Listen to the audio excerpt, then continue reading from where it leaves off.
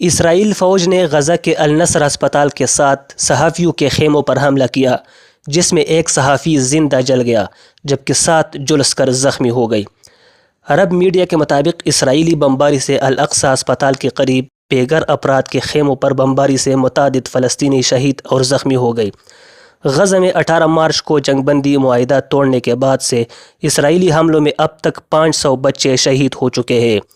غزہ کی وزارت صحت کے حکام کے مطابق اسرائیلی فوج 20 روز سے نسل کشی مہم میں مسلسل بچوں کو نشانہ بنا رہی ہے۔ غزہ کا بچپن بمباری سے تباہ عمارتوں کے ملبے تلے دفن ہو رہا ہے۔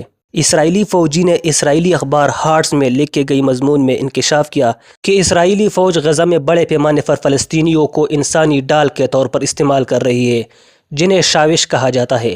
اسرائیلی فوج روزانہ کم از کم 6 مرتبہ ان کا استعمال کرتی ہے۔ اخبار کی جانب سے اسرائیلی فوجی کا نام خفیہ رکھا گیا ہے۔ اس نامعلوم اسرائیلی فوجی نے اپنے مضمون میں لکھا کہ وہ 9 ماہ تک غزہ جنگ میں شامل رہا اور اس نے پہلی مرتبہ دسمبر 2023 میں ماسکیٹو پروٹوکول کے بارے میں سنا۔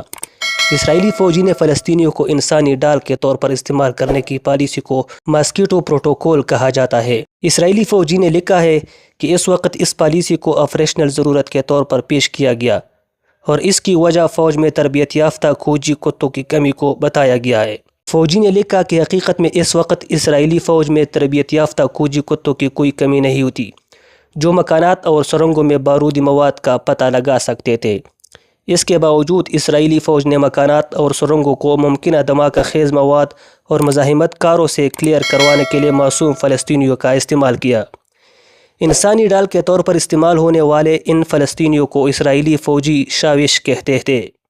اسرائیلی فوجی نے اپنے مضمون میں لکھا ہے کہ آج غزہ میں اسرائیلی فوج کسی بھی مکان میں شاوش کے بغیر داخل نہیں ہوتے۔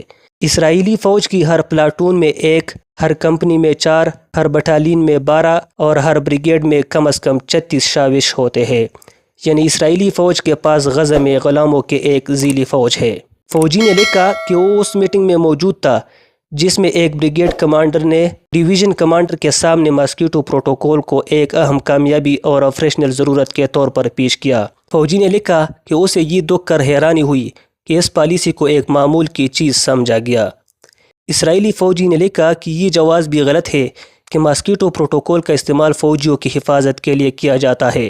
اس نے لکھا کہ فوج ایک عرصے سے خطرناک مکانات اور سرنگوں میں داخل ہونے کے لیے طے شدہ طریقہ کار اختیار کرتی رہی اور ایسی صورتحال میں روبوٹس، ڈرونز یا تربیت یافتہ کتوں کا استعمال کیا جاتا ہے، لیکن اس میں وقت لگتا ہے۔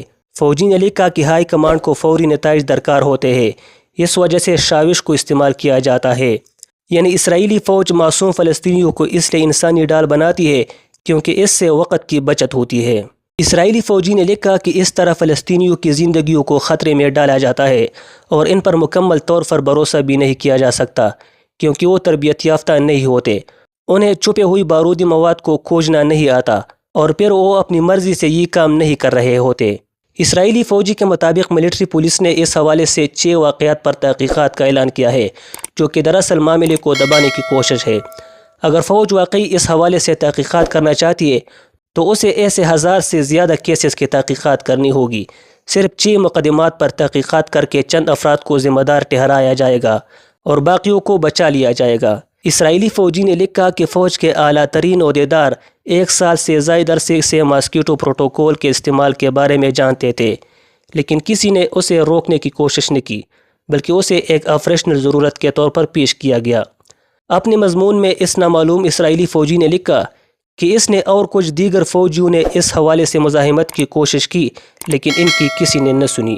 اسرائیلی فوجی نے لکھا کہ یہی ہوتا ہے کہ جب آپ کو گولیاں چلانے کا شوق ہو، جب آپ تک چکے ہو، جب آپ ایک ایسی نہ ختم ہونے والی جنگ لڑ رہے ہو جو مغویوں کو زندہ سلامت بازیاب کروانے میں ناکام رہے، ایسے میں آپ صحیح اور غلط کی تمیز کھو دیتے ہیں۔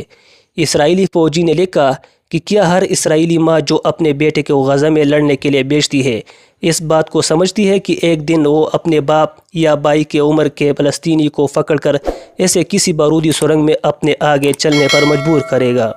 فوجی نے لکھا کہ ہم نہ صرف اسرائیلی فوجیوں کے تحفظ میں ناکام رہے ہیں، بلکہ ہم نے ان کے اخلاقیات اور ضمیر کو بے نقصان پہنچایا ہے، اور اس بارے میں کچھ نہیں کہا جا سکتا ہے کہ وہ جنگ سے لوٹیں گے تو ہماری اجتماعی سوچ اور معاشرے پر کس طرح اثر انداز ہوں گے۔